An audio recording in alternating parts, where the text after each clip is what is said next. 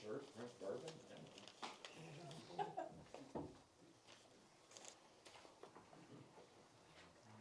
I didn't do either. I want you all record. Yeah, keep going for it. We didn't daylight saving time, the clock, the minutes are right, but the hours wrong. I heard the Senate passed a law. Yes, that would be on daylight saving forever. Yeah, So we're looking at it. Halfway home. Yeah. Well, that ought to be unilateral. Okay, we'll go ahead and call the meeting to order. Welcome y'all all back. I tell you what, this has been a long time coming back to City Hall. Linda, would you lead us in the? I will. it's already done. Dear Lord, we come before your mighty throne of grace, thanking you for another day, dear Lord. We just want to thank you that we are here together to do the business for the Hope, City of Hope. Dear Lord, would you please be with us as mighty decisions will be made tonight that will affect all of the citizens of our town. Guide us, keep us in your stead. In Jesus' name we pray, amen. Okay, if you pledge allegiance, please. Pledge allegiance to the flag of the United States of America and to the republic for which it stands, one nation, under God, indivisible, with liberty and justice for all. If the board would review the minutes from the March 1st meeting, please.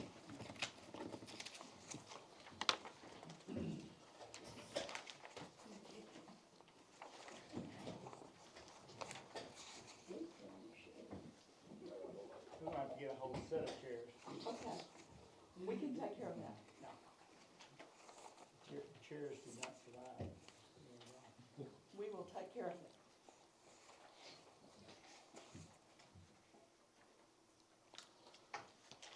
All right. If no changes, I move they be accepted.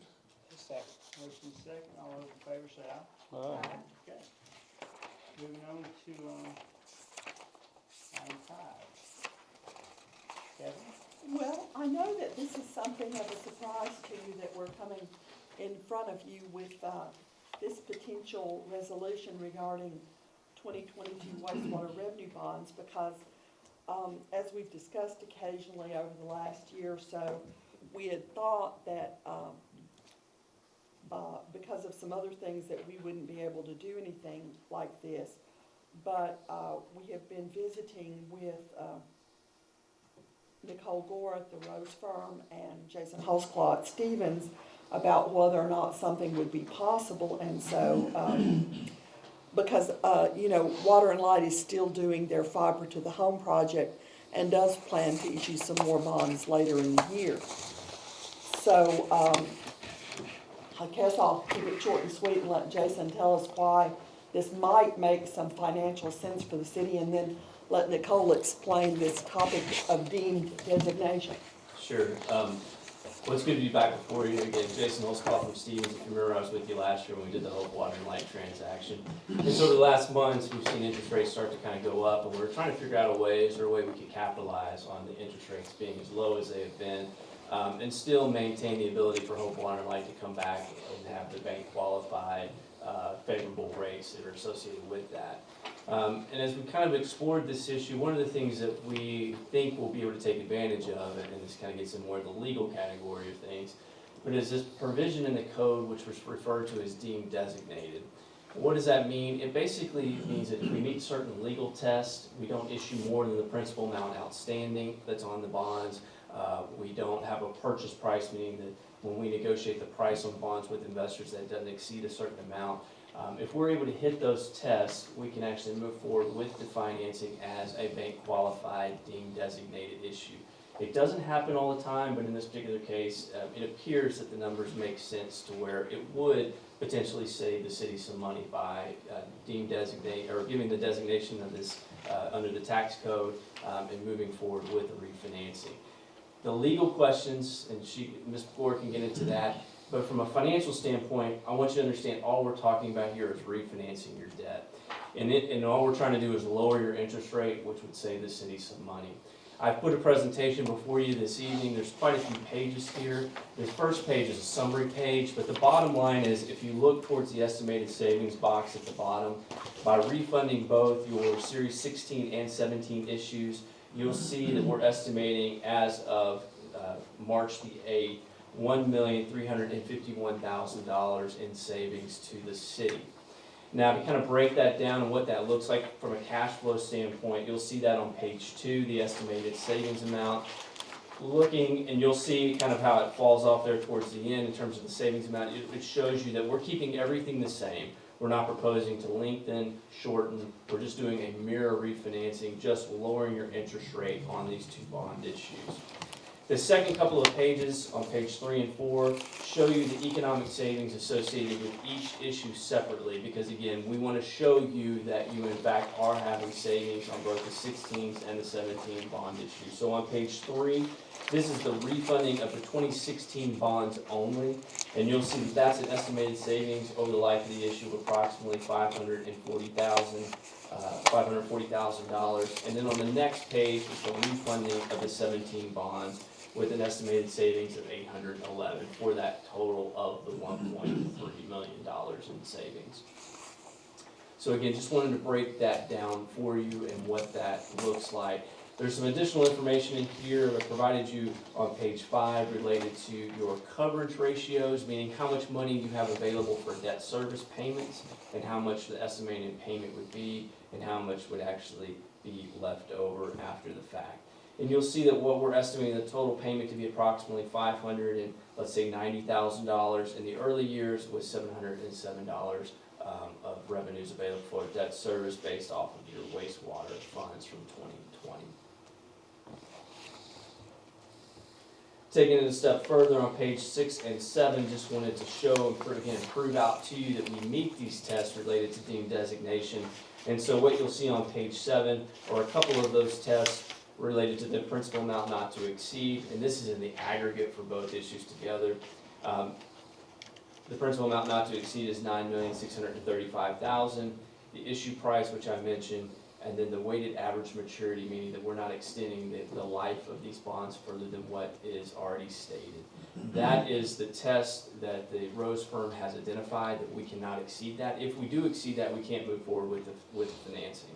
And then what you see there at the bottom is the pricing summary based off of this, and the highlighted just proves out to you that we meet those tests. So again, the bottom line, all we're proposing to do is to refinance your current bonds at a lower interest rate in order to save the city some money every year in terms of your cash flows. If we move forward, as you know probably just from watching the news, rates are going up. If we move forward and rates move up, or we can't meet any of these tests, we will just stop and put the brakes on the transaction, and the city doesn't owe anyone any money. As it relates to that, you would be just waiting until maybe the rates come back and it's favorable to move forward with the transaction. So let me stop there and see if you have any questions about the numbers themselves, and then I can defer to Ms. Gore related to any legal questions in the resolution for you this evening. How long would it take to make this happen? Yeah, our goal is to hopefully have this done by the end of May. So my goal, if we can move as quickly as possible, would be come back to you I think it's the April the 15th timeline in terms of that meeting to present to you the final savings numbers. So we'll come back before you, and you'll have the opportunity to approve it.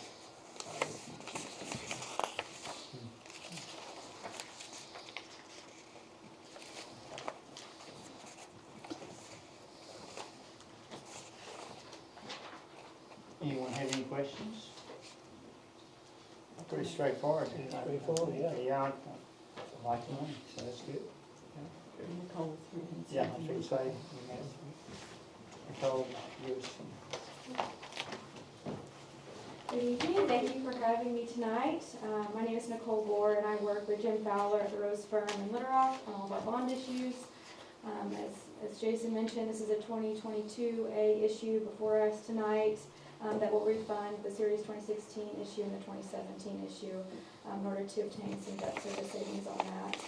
Jason walked through the test that Jim and I did in regards to this deemed designated analysis. Simply put, ordinarily there's a $10 million cap on bank qualified bonds that can be issued. However, if bonds are deemed designated under the code, that does not count against that $10 million cap. So we walked through those steps that Jason mentioned. It's a 5-part test, looked at the numbers that have been proposed as of now, and have determined that we can meet all of those parameters. We've worked with Jason to set some guardrails on what to stay in between, just to make sure that we are covered on all of our bases, and that we are complying with all the obligations under the code for this. So in order to get the ball rolling, I know we mentioned interest rates are moving fast. There is a preliminary resolution in front of you all tonight. This will authorize us, Rose Law Firm, to act as bond counsel for this issue, as well as Stevens Inc. to act as underwriter.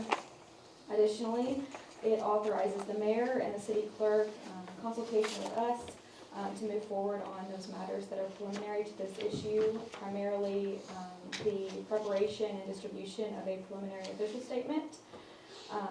As Jason mentioned, we'd like to come back to you all next month with an initial resolution that will further set forth the parameters of the Series 2022 issue, as well as some specific numbers moving forward. We will also at that time present not only the preliminary official statement, which we've been preparing, but also a bond purchase agreement and a trust indenture for you all to review. So with that said, that's kind of an overview of the resolution. We tried to make it short and sweet, and I think Jason covered a bunch of the questions in regards to the numbers, but I'm happy to answer any other ones that you may have.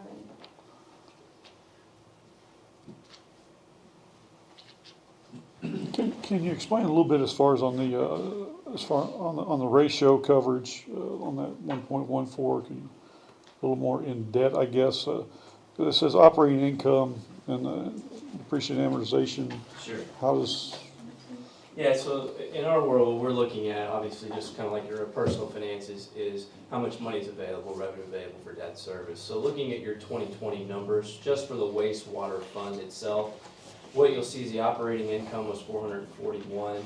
We then add back depreciation and amortization of that 262, and there was a little bit of interest income for that particular year, which gives us that total amount of $707,000 that are being pledged towards the wastewater bonds. That's basically the amount of revenue that's available for debt service. And as you know, because you guys have done bond issues in the past, investors want to see some coverage or some cushion that's available there to them in case that fluctuates year to year. No, it's operating income that goes toward the debt, correct? Right. Yeah, it's Not total operating income. It's what, yeah, that's No, correct. That's just- after expenses have been taken out of it. Okay. That's correct. I just want to make sure. How much you can afford in your house Right. payment Yeah, exactly. Right. Absolutely. to just put it in Yeah, farm. absolutely. Yes. Any reason not to do this? No, I think I was very happy that we were able to meet the parameters for multiple reasons. One, just so you can capitalize on the interest rate environment, and two, knowing what Hope Water and Light still has in terms of their plans. This won't limit them from coming back and doing their issue this calendar year if they choose to do so. I can't see any, as long as we hit these parameters, the city should be in good shape. If we don't hit these parameters, Hope Water and Light comes back. At some point in the future, you still have the option to come back and refinance this if and it makes economic sense to do so. Again, all we're proposing, as I mentioned, is just to lower the interest costs associated with the bonds. Any estimate as far as, is it a percentage on, as far as on the cost to do this? There is a percentage at this point, yes, and that, we've baked that, or we put that percentage into these numbers already, so that's already been taken into account, so. Okay. Okay. And we've estimated approximately 2%. Okay. Makes sense. Read it. Do we need to make a motion to read it, or how do we need to do it? Do they need to read the whole resolution? Yeah, I thought so. All right, this resolution authorizing the mayor and city clerk in cooperation with underwriter and bond counsel to proceed to value preliminary addition to the Series 2022A bonds for the purpose of refunding the city's waste disposal revenue bonds, Series 2016, and the city's sewer revenue capital improvement refunding bonds, Series 2017, appointing an underwriter and bond counsel, approving preparation and delivery of a preliminary official statement, setting forth other matters pertaining thereto. Whereas the City of Hope, Arkansas has previously issued and there is currently outstanding its $6,770,000 original principal amount water disposal revenue bond series 2016 and its $4,315,000 original principal amount sewer revenue capital improvement and refunding bond series 2017, together with the series 2016 bonds being collectively referred to as the prior bonds. And whereas the prior bonds are subject to optional redemption prior to maturity on or after June 1st, 2022, whereas the city is determined to refund the prior bonds in order to achieve debt service savings. And whereas to effectuate the refunding, the city has determined to issue its sewer revenue refunding bonds, Series 2022A, and whereas in order to provide for the issuance and sale of the Series 2022A bonds, the city has selected Stevens Inc., Little Rock, Arkansas, to serve as underwriter, and Rose Law Firm as professional association served as bond counsel. Now therefore be it resolved by the Board of Directors of the City of Hope, Arkansas as follows. Section 1. Such preliminary actions as are determined to be necessary by the mayor are hereby authorized for the marketing of the Series 2022A bonds by the city in order to provide sufficient funds for the refunding, provided, however, that at such time as the mayor may determine to be in the best interest of the city, the final terms of the sale of the Series 2022A bonds shall be submitted for approval by the Board of Directors together with the proposed form of the documents necessary for the issuance of the Series 2022A bonds, including, without limitation, the preliminary official statement, bond purchase agreement, and trust indenture. The sale of the Series 2022A bonds may be considered at a regular or special meeting of the Board of Directors as the mayor shall consider appropriate. Section 2, Stevens Inc. is hereby selected to serve as underwriter, and Rose Law Firm, a professional association, is hereby selected to serve as bond counsel for the Series 2022A bonds. Section 3, the preparation of a preliminary official statement and its distribution to prospective purchasers of the Series 2022A bonds are hereby approved. The mayor is hereby authorized and directed to cause the preliminary official statement to be delivered for and in the name of the city, with such provisions therein that shall be approved by the mayor, who is authorized to execute and deliver to the underwriter a certificate when requested by the underwriter to the effect that the preliminary official statement is deemed final for the purposes of Securities Exchange Commission Rule 15C2-12. Section 4, the city hereby authorizes and directs the mayor, the city clerk, and other officers and employees of the city to carry out our calls to be carried out all appropriate actions, to execute such other certificates or documents to evidence authority as authorized herein, and to take such other actions as they, in consultation with bond counsel and the underwriter, shall consider necessary or advisable in connection with this resolution and the preliminary official statement in order to prepare for the issuance, sale, and delivery of the Series 2022A bonds. Section 5, this resolution shall be effective from and after the date of its adoption. Okay, you've heard the reading of the resolution. Any questions, or is there a motion to approve it? I move we approve the resolution. Second. Motion is second. All those in favor say aye. Aye. Opposed? Good deal. Let's get going, and let's see what we can do. Thank y'all for coming down. You can hang around. Yes. We can talk about the street programs here in a minute. Yeah.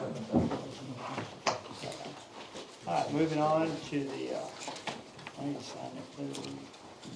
Did you all want them to sign before you? If you want to send just an email copy back to us, that'd be great.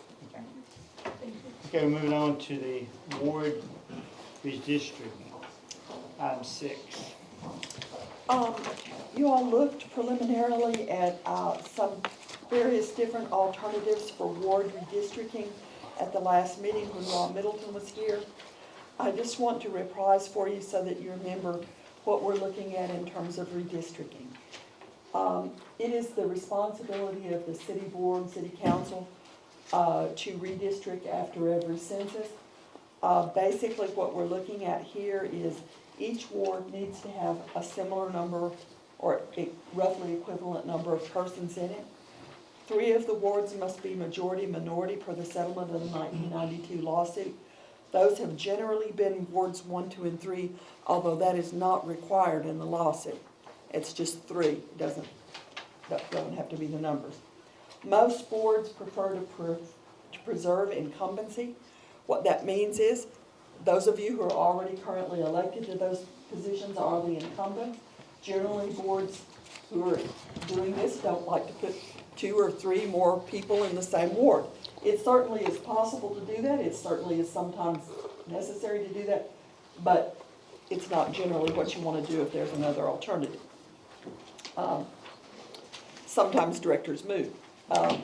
So, you have 4 basic alternatives, and I also laid at your place, just so it's really clear for you, the current wards that you can see, and I think Darrell also may have those up. But you have basically 4 different alternatives. And one of the reasons, and Darrell knows which one of these options, which I believe is option 1, Which is this one up here. the one that is up there on the screen right now, does end up with 2 directors in 1 ward. And the only reasoning on that is, we have had a census tract split, basically, since the 1992 lawsuit, because there isn't a physical feature. And so that drawing of that artificial line has been in place for about the last 30 years there in that particular region of the city. But it can be removed if 2 of you just wanted to be in the same ward. So that is option 1.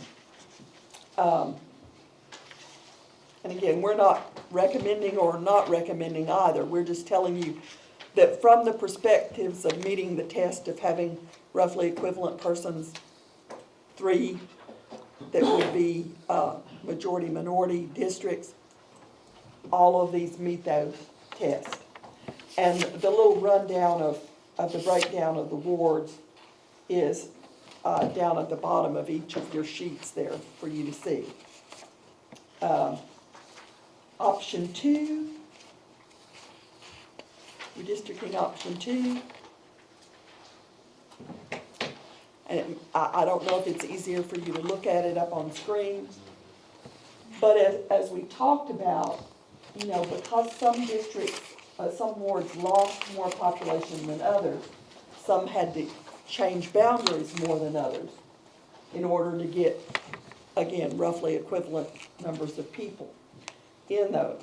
And so you can see, you know, where that changed a good bit. In this particular one, and that's option 2, you can see a big difference in 4. You know, you see that what is Ward 3 spreads out into, you know, what before was Ward 4. We have to look at this to tell. There's no numbers on this. The colors. Sorry, go with. I'm gonna flip over to the wide map. What? All right. I'm up to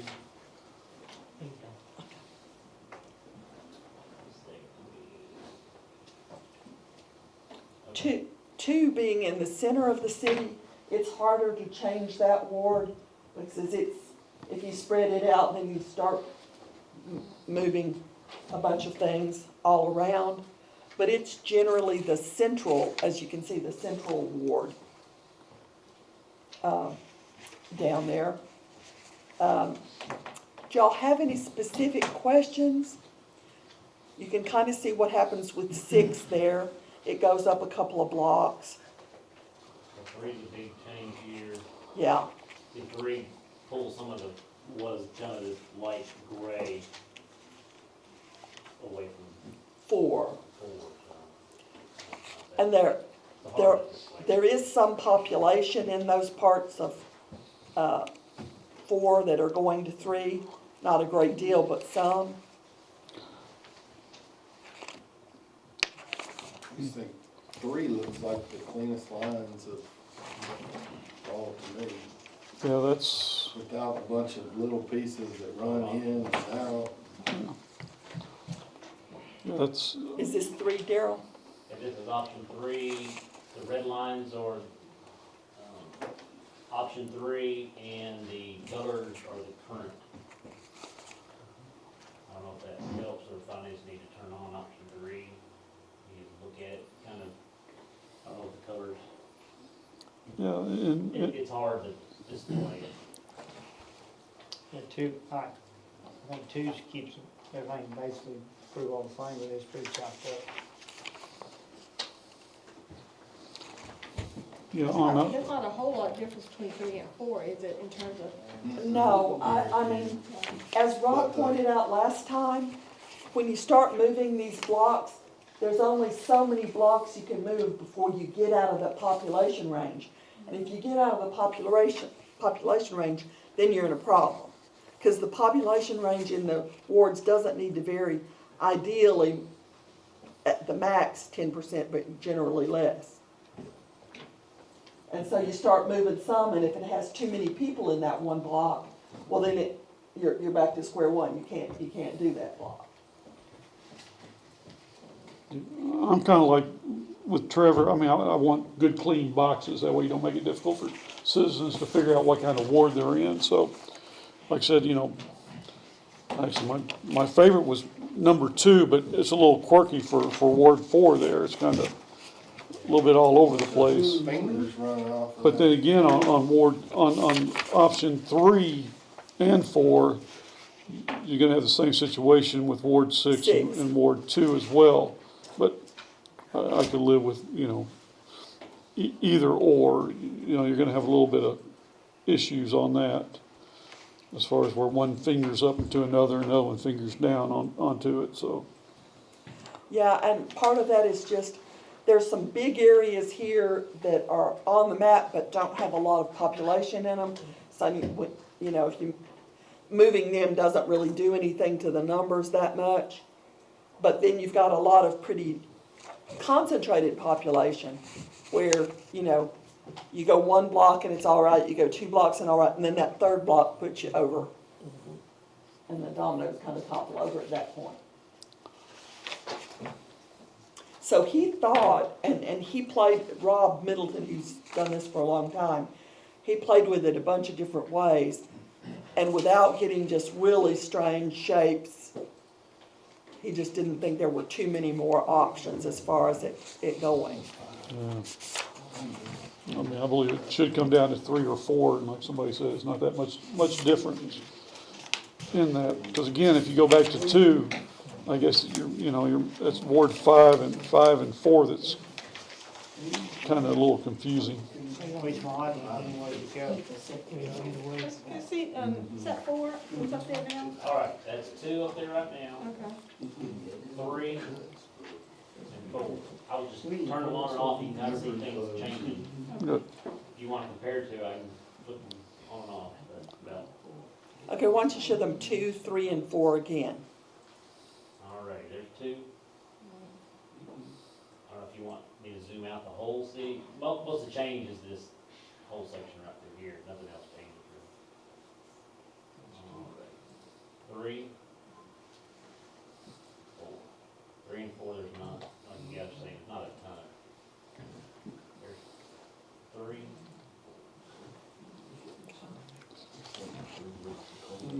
And 2 is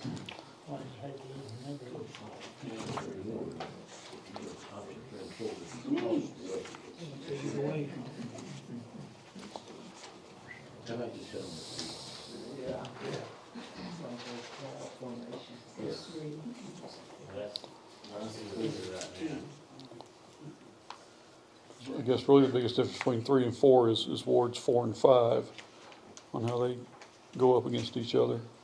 Well, 2 and 3 trade some ground. 2, 4, and 5. Okay, Take and change a little bit. 2, 3, 4, 5 is a little bit. yeah, 7. okay. This seems more squared off with 3 to me, but. See, this is your 7 right now. leaves It's a strong six issue that runs way up and and everything. You don't have a this they strong could have issue, brought do you? that Oh, a bunch of things. No, no, You need to build some houses. yeah, or we got, put some more just business. the bottom half of it. You know, it's Well, yeah, Your split, your stays pretty same, don't it? Yours doesn't change Switch it around just a little. not much. Like you said, just a little bit of lead. You're downtown, I guess. Just a little. Yeah, you're about to have to- And you got the voters.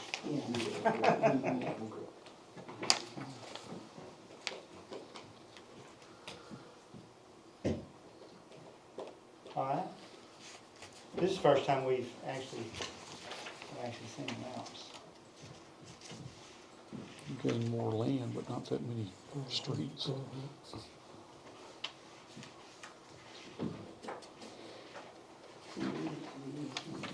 I know that, they would probably like this as soon as possible, but since Mark is not here, can we wait until next meeting?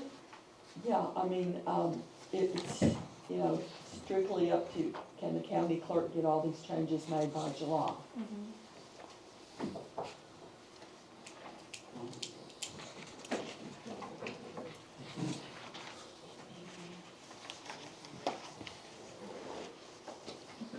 I don't even, saying that, I don't think Mark's Doesn't change. changes in the whole, on any of them. Bill, and his stay about the same on all of them? And what he's got? That little spot's down there. at the Here's his bottom.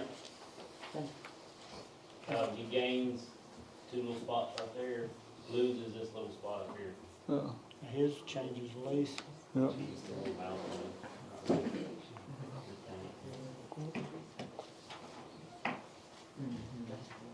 We get to do this again in about 4 more years, 3 more years. Second time you've done it. Well, we didn't do it earlier.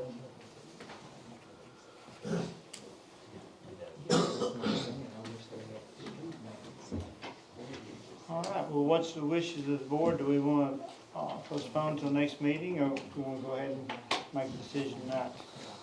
I'll make a motion, we accept, number 3.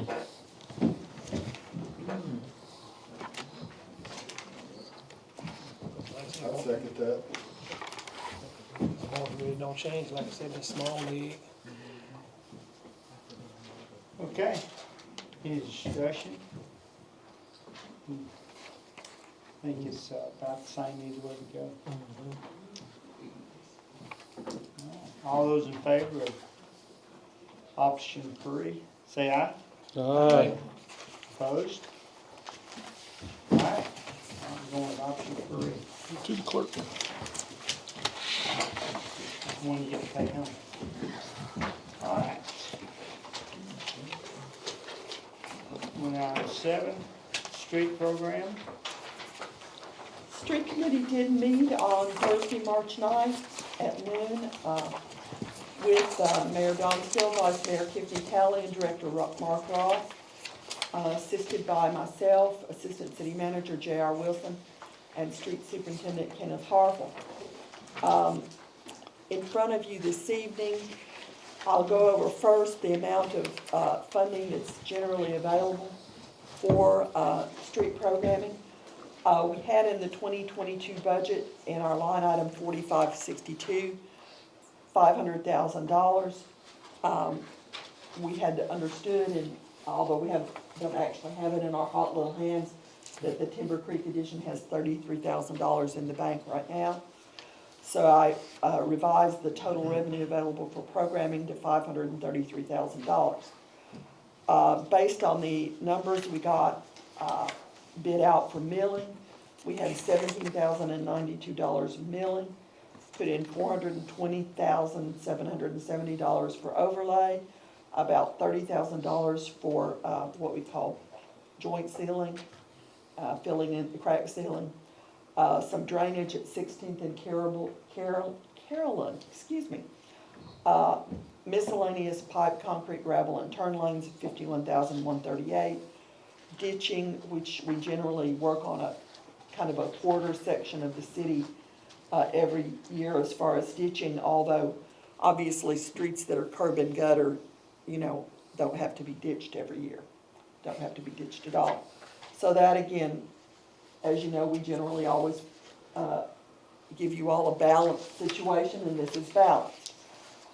If you want to look at the list of the streets, you have in front of you 2 of the 3 streets in the Timber Creek addition. The other one is Fox Run. And if you look on the map, actually your ward map will work well for this. As you go in Southland Drive, you go down and it turns into Lester Drive, and then the up and down cross street is Timber Creek, and then the little street there right by the 6 is Fox Run. It has a little turn on it, okay? And that's not on here. Then we also have West 5th Street from 600 to 800 block, West 13th, the 200 block, West 15th, the 200 block, West 11th from 100 to 200, West 17th, South Walker from 100 to 900, North Sherman from 1300 to 1500, Derry from Hazel to Allen, North Oak, the 1000 block, North Grant from 1200 to 1400, West Avenue D from 100 to 300, West Avenue E from 100 to 200, North Mockingbird from 200 to 400, West Avenue C, the 1100 block, North Greening from 800 to 1000 block, North High, the 1100 block, and West Avenue A from 200 to 400. Now you see the notation on some of these that they're going to have to be milled, and you also see that the total price of the overlay is, again, the $427.70 that you see on the previous page is the amount that we're going to overlay. And Daryl, here's the map up for you, annotated to show you streets, various places, whether or not they're going to be milled and overlaid, drainage project, and what area of town were you talking about? Ditching, did you say? Got some problem there, problem areas in several places. We're gonna try a lot to do over around West Avenue B off the side streets there, and there's a lot over around Hickory. Some places it's going really filled back up over the last couple of years, so we're gonna have 2 spots we're gonna hit pretty heavy this summer. So you can kind of see the street program. So ditching is gonna mainly be the northeast quadrant, the Well, and northwest some, northwest. over there by West Avenue B. Okay. Again, we don't do as much ditching on the streets that are, we don't have to do any on curb and gutter streets. So, but you can kind of see. And then, of course, not on this map, but planned to be bid out in April, is the 6th Street project, which goes from the railroad to Spring Hill Road on 6th Street. And then if that does get bid out this year, then next year we'll probably need to mill and overlay 6th Street from the railroad to Main Street, because that has not been overlaid in a long time, and it's deteriorating. Some pretty good ponds in that area. Ah, there are some pretty good ponds. Yep. So is there just, there's just 4 of the streets that are getting milling? Is that what I'm seeing? Okay. West 17th needs to be milled. West Avenue D, West Avenue E, and West Avenue A. Okay. Any others, Kenneth? No, That's that's the you. only one we had in April this year.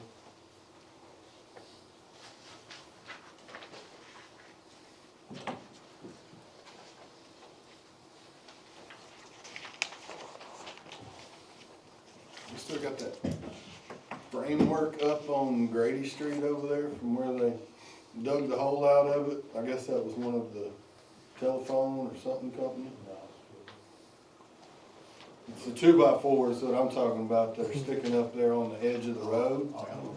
We did have cones there, the cones are gone, but the 2x4s are, the frame is still stuck up on the side of the road, yeah. Yes, County. Gas company, yeah. Yeah, that's not us. So do we like call and ask them, Yeah, we- and 2 years from now see it removed, or? Well, You know, we have called and have asked them. this about this. We need to probably come up with an ordinance on how we handle these when we go in and cut the road, because there's really no. I mean, they waited till like a week after we finished that project, and then went in and cut the hole, and then now it's been left. And that's why we would continue to recommend that there be a permit process where if they're going to cut. I'm just saying, that's a lot of school buses down that road, and all it takes is one tire over the top of that, and that could be a problem. Well, then we would ask that you all please direct that you all want to do a street permitting process, because right now, it's not our stuff. Yeah. We don't. And literally, the way they do now and the way the fiber companies are doing, they go out there and go through the right of way wherever they want to go, whenever they want to go. So if they decide to just leave the hole there and just leave cones up around it, I mean, we have no way to ask them to finish the project? Look at I was on Spruce Street this morning, looking at Spruce Street, where the gas company has got a spot that must be, 50, 75 feet long, that is around by orange cones. And we've been on them and on them and on them to get back in there and fix where they dug that up. And there is literally no mechanism right now. In the older days, all of the utilities pretty much would come in and come back. You know, I mean, we were all operating under the same guidelines. But now, they come in, tear it up, and it may be when they come back. Yeah, we've obviously seen that they work on their timeline, not on ours. So, Exactly.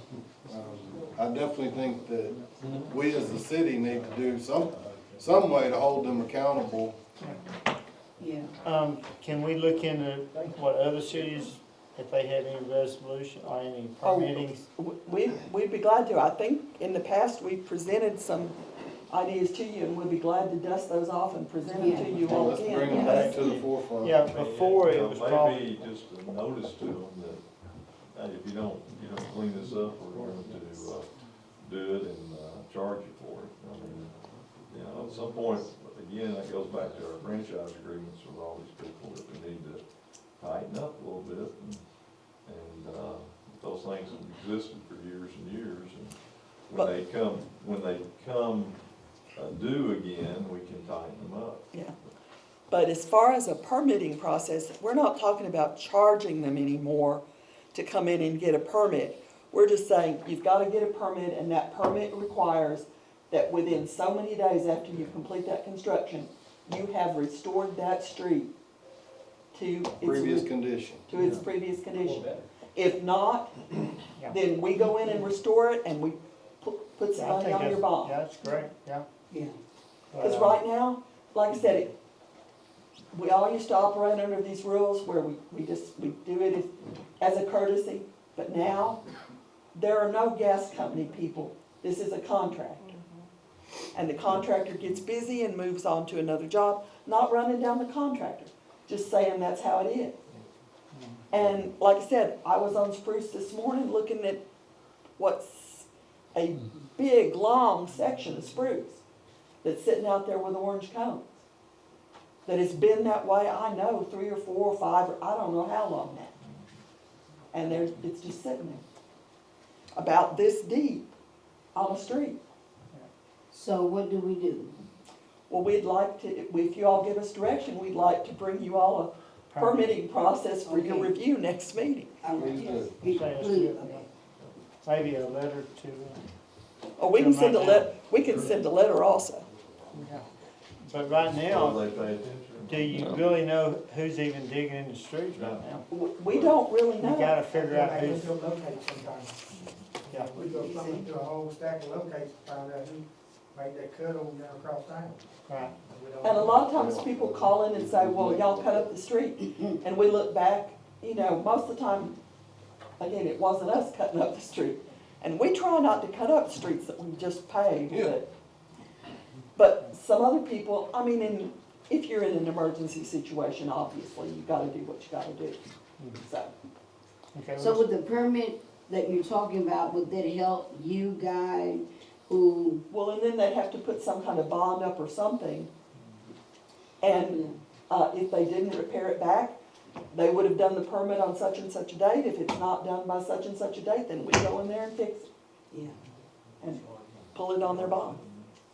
yeah. yeah, we need that. We do. Believe it's Yeah. time. Yeah, we'll get that by next meeting. Okay. All right, back to the street. Right, Sidebar. yeah, sidebar. Okay, yeah, let's, I thought the, street committee went over it pretty thoroughly. We, as always, as Steve and all the other mayors, we'd like to pave them all, but this is gonna be a pretty good, all four corners paving. So any additional comments from the board? Are we ready to approve the street projects for this year?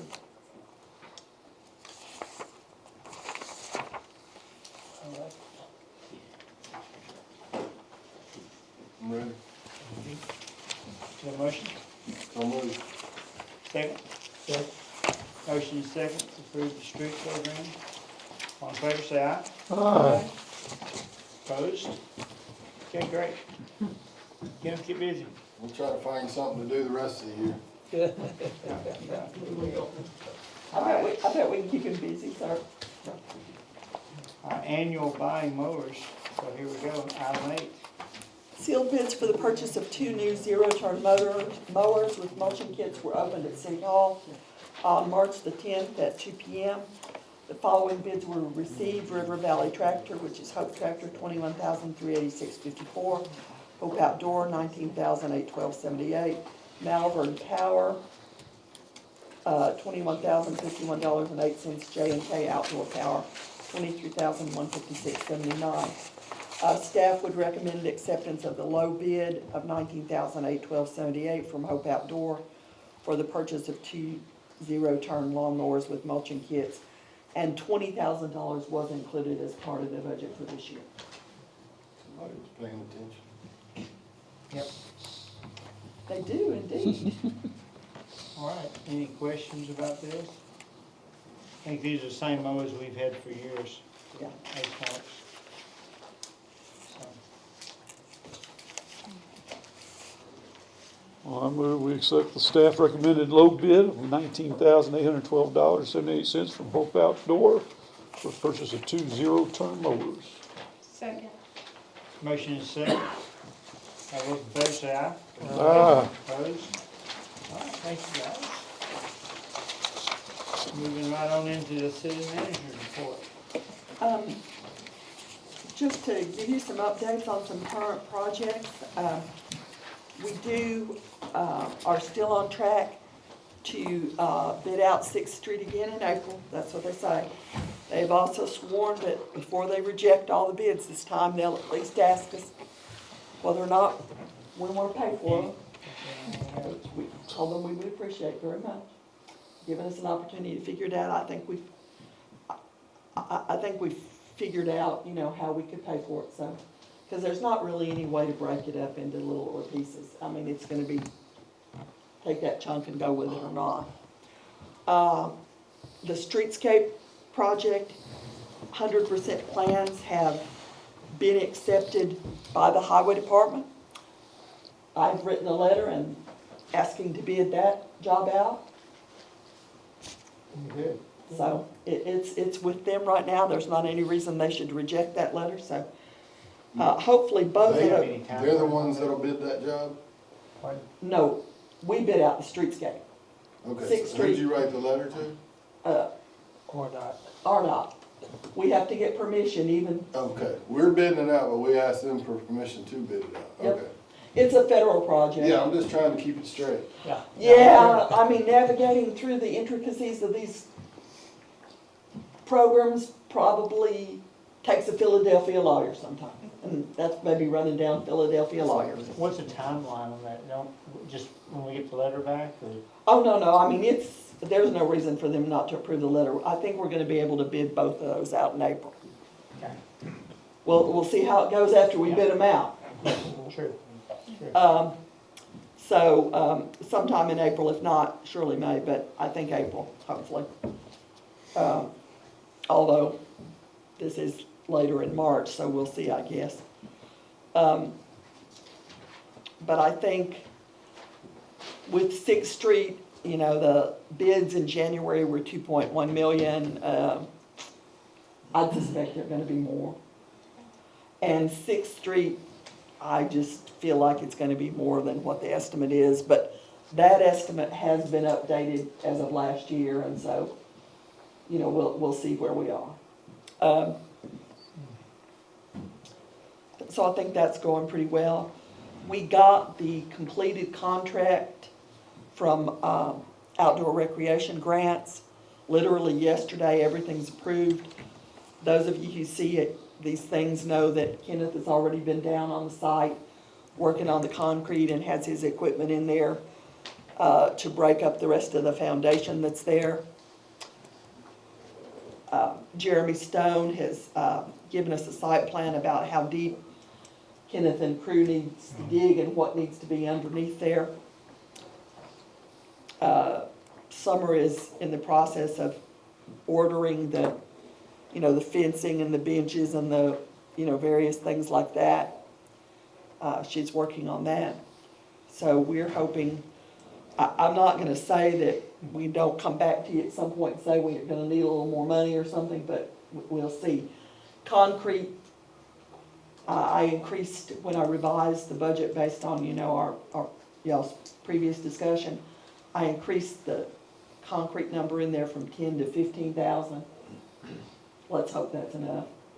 Let's hope it's enough. We did locate, in case y'all do want to at some point go on with the bathrooms, again, not part of this project, but as a separate project. And Jeremy's worked up the plan for where the sewer and everything would have to come. That's what I was wondering, before we poured all the concrete, if we were gonna have it plumbed or Well, the concrete's, only towards the street?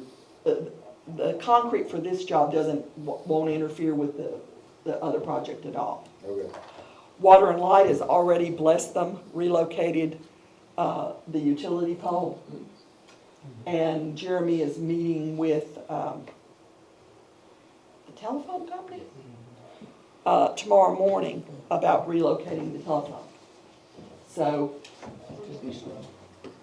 no, it's gonna be relocated, or Yeah. it's gonna be relocated. We're just not. But are you gonna probably somebody be taking a picture of a city manager saying some really not nice things to AT&T? Because I think my patience was used up on Sixth Street more than enough. I think they've cost us about hundreds of thousands of dollars by those delays in relocation on Sixth Street. Airport, we are continuing to hear that there's going to be more airport grant money available. How much and exactly what all it's gonna go toward as part of the federal projects, we don't know yet, but we're hearing about it. I was talking to our airport project representative from FAA Friday, and she says they're hearing the same thing. They don't know how much or where exactly it's gonna be or what, but there's gonna be more. Mary Fair with Garver Engineers is working on the Arkansas Aeronautics project grant application, so it'll be prepared hopefully to bring it to you all within this next month on the runway marking for 1634 that was included as part of this year's budget. So she'll be working on that, and I think probably one of the meetings in April will be bringing that Arkansas Aeronautics grant to you for your review and approval. We have not heard anything. I know I'm probably talking too much about grants, but we have not heard any response yet to our Assistance to Firefighters grant for those AWIN radios, but that is normally July to September when you hear about those. So we're working on that some. We're waiting to see about that.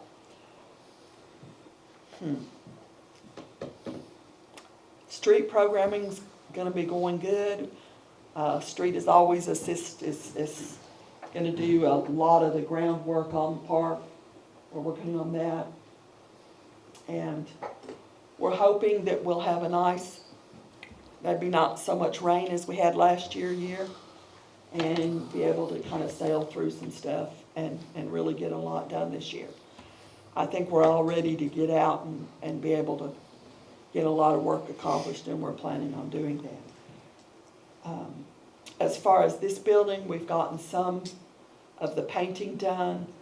We've got one contractor looking at the plastering. I've gotten another contact for plastering in this building because there's actually quite a bit of plastering that needs to be done. But I've got another contact on that I'm going to reach out to and see if I can get somebody here. Then after we get the plastering done, we're going to have all the ceiling tiles replaced because you can see where a lot of them are, need to be replaced at this point. And then we'll also see what we need to do as far as, coming to you all about the heating and air and some stuff like that. Because as you all know, several units in this building don't work at all. Several of the heating and air. And as it's getting used more, it's going to become necessary to have heating and air operating all over. So, as far as ARPA projects, we are awaiting an updated estimate on the grading at the old section of the landfill from SCS engineers to come to you with that. And the other project that is in line there that we've been visiting and would be the UV at the east plant, the ultraviolet at the east plant. That's going to need to be part of our, we have to do that before our next permit expires in, I think, 24 or 25. So we've got a lot of projects going in every department. We're looking to get them all done. I think pretty much everybody's busy. Cindy's been trying to close out and rework and get ready for the audit and generally dive deep into that. And so. If you do have a cleanup day, what day is it? April 23rd is cleanup day. And we're encouraging everyone to do their section. I am going to also, obviously there's been a lot of discussion about litter and things like that. I'll try to keep it within my authority, but I want to make you aware that I want to put together a summer crew of probably, it'll need to be at least 3 people. A summer crew that we can hire for the summer with a truck and a trailer and have pick up streets. Now we can't get onto private property, but we can pick up on streets. And so I'm going to advertise and see if we can, get some folks to do that. We've got some spots that are just, have been, I was over off Blue Street yesterday. Blue Street has never had a tremendous amount of litter, and it is literally covered up. I was up off Walker on one of the cross streets this morning, just covered up with litter. And so I don't know that we can get everywhere, but if the crew can, we get them started working, hopefully see the schools out and work them the summer at least. We can maybe make a hit in it, and then maybe if things get more cleaned up, maybe people will get in the habit again of, I literally waded off into some of the trash yesterday over looking at Blue. There's not a thing in there that identifies anyone's name. There's not a bill or a receipt or anything. Looks pretty much like fast food. I'm saying, all I saw comes from McDonald's. I did not say that. No, I saw some Wendy's bags. But it is food wrapping, cups and wrappers and things like that, bags. I'm glad when they leave the bag, because you got something to put in there. Yeah. But there's just up off Spruce, there's a tremendous amount, Greenwood. So, I mean, we'll just start out and just work, areas and put them with a truck if I can find some folks. Chief, do we still give tickets for littering? You gotta find something with a name on it, You see them do it. or see them do it. I'm just saying, I would think Well, we you could could, almost post somebody up. Cause there's so much in some of those areas, it seems like they gotta be doing it every day. It does. But again, like I said, I waited off on Blue Street thinking, surely I can find a name here. But it's the stuff you might throw in the back of your pickup, and amazingly, it's not there when you get home. Well, I'd like to commend the group that went out 2 weeks ago and picked up trash. I think some of them are here tonight, so thank you. One thing about picking up trash, once you do it, you will never litter again for nothing. Which is why I'm so proud of the HAPS kids on Grady Street that have been picking up on Grady Street for the last year and a half or two, because I don't believe any of those students. And the Bobcats, Nathaniel Hollyfield is gonna has in the past taken out some of our Bobcats. I don't believe any of those people will ever litter again, because once you pick it up, you're just never gonna do it. So it's very good to see people working on it, and like I said, I thought if we can find I think it'll take about 3 people, and a trailer, and put one of our trucks and just work them through the summer. Did we fill the position at the airport we advertised for? We did, and it has been offered, and in about 2 weeks, we should have some. And is there any update on the sign at the hub? Well, 2 things. Daryl has visited a little bit with A&B machine here. It might not look exactly, but they think they could do something like that. So I'm going to visit with them. They have the CNC machines that can take a block of aluminum and just create whatever you want out of it. They can do that. He said it won't be a 6 or 8 inch thick letter, how deep it is, it may be more like 4. So, but he was supposed to, that 2-3 weeks ago, I asked him, it was right after, wasn't his last board meeting, the one before I went, and he has not gotten back to me on the price.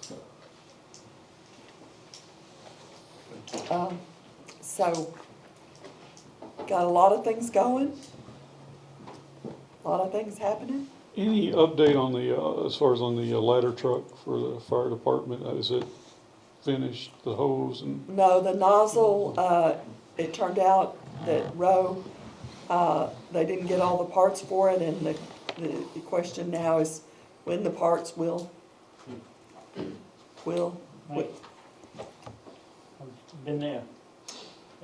Been told we wouldn't start right now if we did have it. And that's, It did start because I had them take down the flag at the airport. okay. So it started, and I saw it working, because I sent guys up on the end of it. Is that, but speaking of that, with the ladder truck, I know it only is here to service. The National Building. I was gonna say a limited number of buildings. I don't want to say which building, but is there something that we need to start now? This process that this truck that's gonna have to be replaced eventually, as far as looking at ladder trucks in the future, that in order to get them off the lot, I guess, that to purchase them off the lot, they're not gonna fit in the fire station that we have right now. is there some point that we need to start having this discussion now concerning that, to get that going, and how we're gonna pay for that? Or, I mean, I think we've kicked this can down the road about as far as it's gonna be able to go, because, like I said, trying to get parts for this ladder truck now and getting it up. I know it's limited number of buildings that it's used for, but it's something that's needed, something that needs to be, I guess, discussed as far as where do we go from here with the fire stations, and what can fit in that fire station, and I don't know, is there a company that comes in and gives us ideas, or is there? Well, just generally, I mean, there are several options, and I can just really quickly sketch them out for you. Our options for putting a new ladder truck or a used ladder truck in our current fire station number 1 involved buying someone else's custom-made fire truck.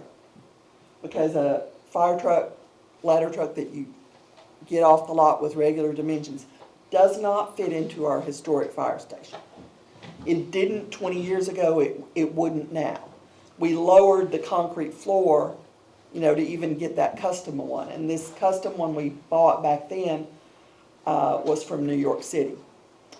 Now, can we find a demo ladder truck that would be less than spending like the 1.2 to 1.4 or $5 million that a new ladder truck costs right now? Probably. But we'll have to put it into an adjacent structure or a new building, or look at that kind of planning about what you all want to do.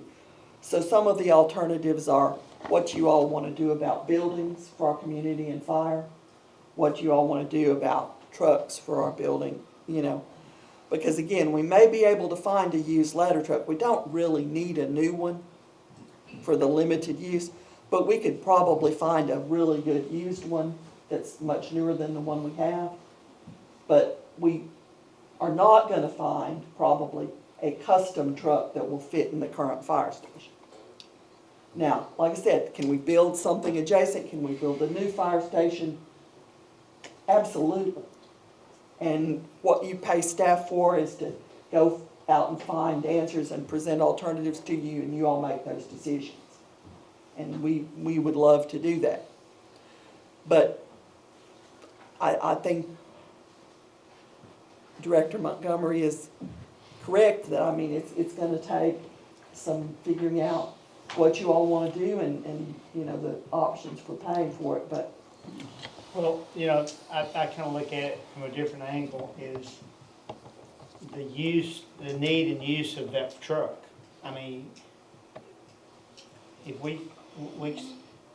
I know it's an old truck, but old trucks can do a job of anything. I mean, what we need it for, it'll do it if we keep it up to date.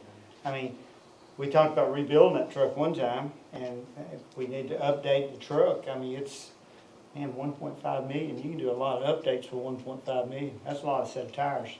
And, I mean, I just think, we talked about the fire department, because as of right now, we need to talk about that. It's still going out with every ambulance run. We send a fire truck out. Are we? Is that still going on? well, and I've asked the fire chief to develop a standard operating procedure for what we're going to be doing with all I'd of it. just soon see get a smaller truck to handle that. And that would be everyday. If we're going to do that, we need to get a smaller truck that's safer to drive than the big fire truck. I mean, a smaller, more manageable truck that's not, the wear and tear on the fire trucks is pretty hard when they're going out 3 or 4 times a day. But the problem is also then what happens when we get a call for a fire and we're at one of those. Yeah. Well, that's what we need to talk about. Exactly. We need to talk about the use. My point about it not starting is, I'm not saying they can't get it started and get it somewhere to use it, but just from speaking to the firemen that are there, the confidence is not there that if it's needed in a moment, that it'll roll out of the firehouse. That it's more of a museum piece than it is.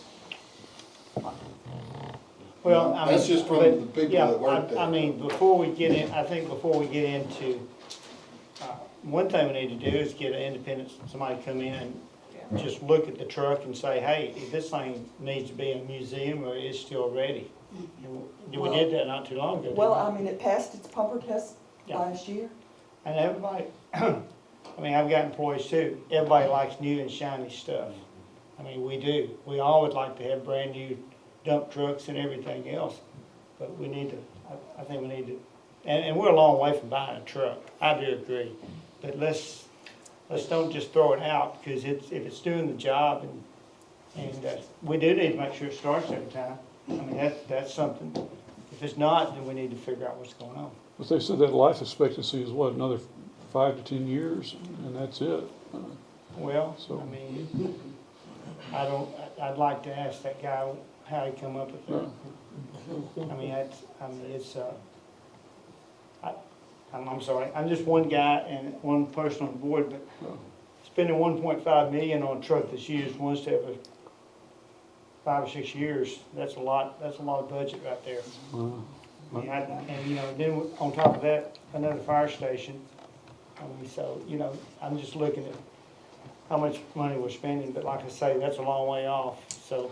Well, and if y'all want us to start working alternatives, we would love to, and bring you all the information so that you all would have plenty of information to make the decisions that you all make.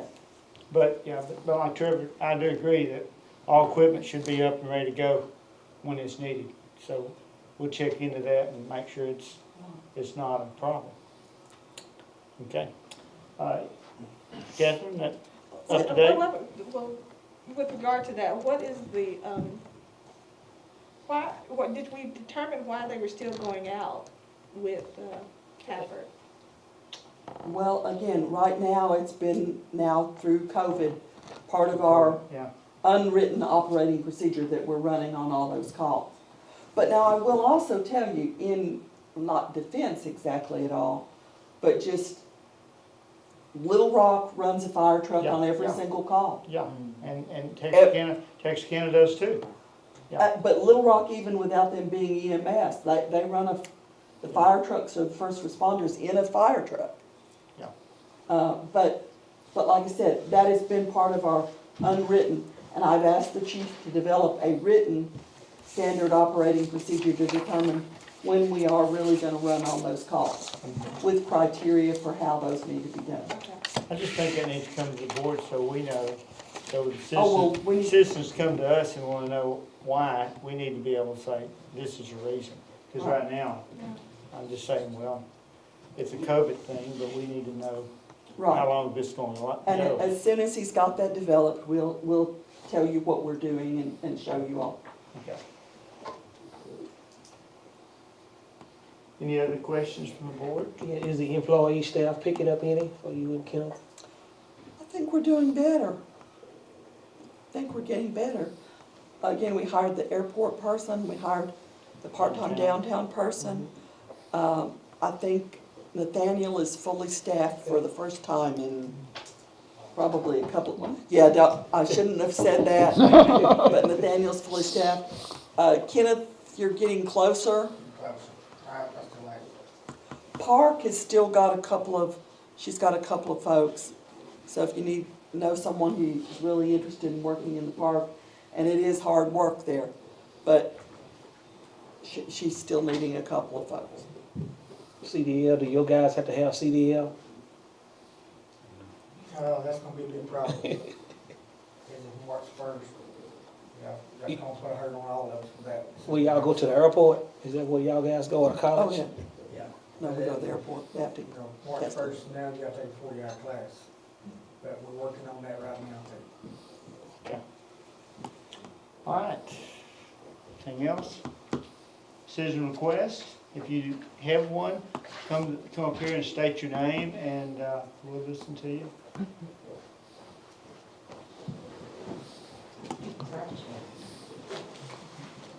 Good evening. Hi, My ma'am. name is Marshall Thomas. I just rose briefly for a moment to let you guys know that you lit a fire up under us. We had already, in our organization, we had already been planning on coming together and beautifying and cleaning up and showing some pride, as you say, about our neighborhood. So a couple of weeks ago, a couple of Saturdays, not this Saturday, but last Saturday, we went out into it and we chose a street and we went and we cleaned it up. I will say that the majority of the items that we found were not up to date. They were old, very old, so they had been there a while. But I would like to extend an invitation to either one of you guys that would be interested. We have a fun day planned for the children at the Northside Park on Saturday. It's free if you'll have the person text that number so that we'll know how many people are, so they can RSV, so we'll know how many people are going out, so that we'll be able to feed everybody. Thank you.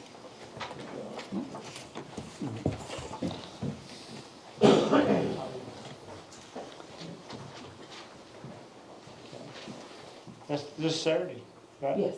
Yeah. I know I apologize right now, I'm gonna be out of town, but I'd love, and Mark can get this in the paper. Where's Mark? There's Mark, okay. I didn't see you. Us little people. But I do appreciate you with picking up the street. I tell you what, I'm hoping everybody can kind of think about their, in front of their house and stuff.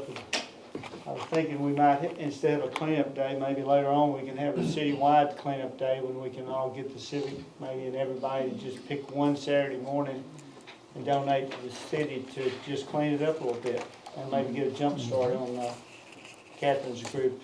But I'm excited to see somebody taking pride in it. I appreciate you. Yes, sir. Okay, anyone else before we go? It feels like home getting back in here. I appreciate everybody being. So, meeting adjourned.